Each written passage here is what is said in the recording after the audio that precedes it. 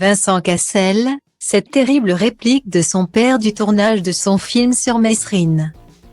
Invité d'Audrey Crespo-Mara pour le portrait de la semaine de 7 à 8, Vincent Cassel est notamment revenu sur ses relations avec son célèbre père, Jean-Pierre, qui s'est éteint en avril 2007. L'interprète de Jules César dans le prochain Astérix et Obélix s'est souvenu d'un rendez-vous raté avec son paternel au cinéma. Vincent Cassel, un comédien aussi talentueux qu'un personnage insaisissable. Comme lorsqu'en pleine promotion de Astérix et Obélix, l'Empire du Milieu, il s'est soudainement éclipsé du plateau de C'est à vous pour une raison bien mystérieuse.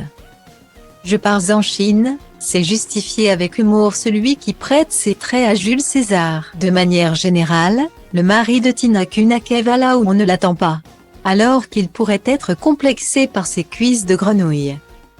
L'interprète du grand pontife a souhaité que l'on raccourcisse sa jupette romaine pour mettre en valeur ses attributs. D'habitude, lorsque les journalistes l'interrogent sur sa relation avec son défunt père, Jean-Pierre, cet acteur animal se dérobe ou sort même les griffes pour évacuer le sujet. Mais face à Audrey Crespo-Mara, pour le portrait de la semaine de 7 à 8, il s'est montré plus détendu.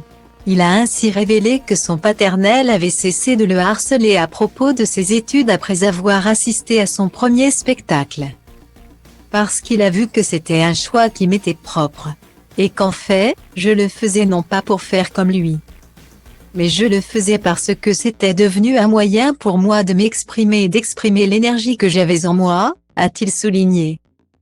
Pourrait lui rester le regret de ne lui jamais avoir donné la réplique.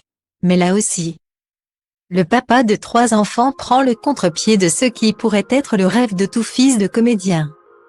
En fait, c'était comme ça. C'était ma manière de me construire, a-t-il analysé. Alors que les 2 hommes devaient se retrouver sur le tournage de L'Instinct de mort.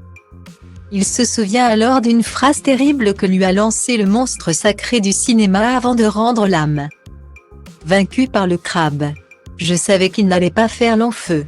Et je lui dis, mais papa, t'es sûr, quand tu vas sortir de là, est-ce que t'as vraiment envie d'aller faire un mec qui meurt dans un hôtel d'un cancer? Il m'avait répondu, ça. Au moins, je suis sûr de bien le jouer, a-t-il confié, trahi par ses émotions.